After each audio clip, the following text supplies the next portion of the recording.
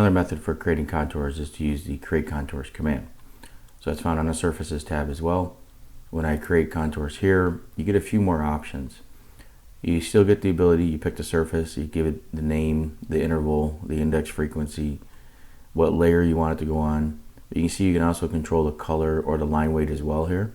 And you can also change the color by contour elevation. And you can even smooth the contours. And as well as that, you can label the contours when you draw the contours.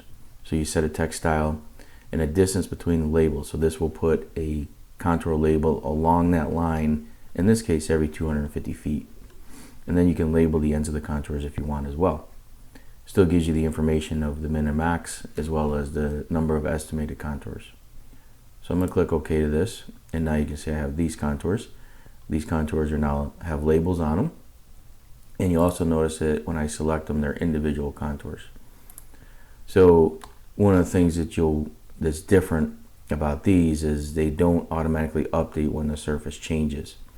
So on the Project Explorer, if you make a surface change, you'll have to, or want to, and it will have to come in here and right click on contours and select rebuild contours.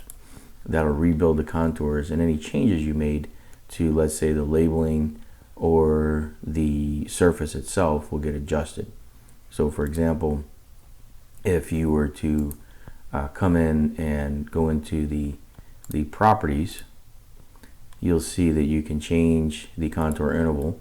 So if I was to come in here again and make this 2, you'll see that the contours don't automatically update. Okay, so if I right click and rebuild, now they update. So any changes you make, whether it's to the properties, to the surface itself, you'll want to make sure that you come over here back to Project Explorer, right click and rebuild the contours.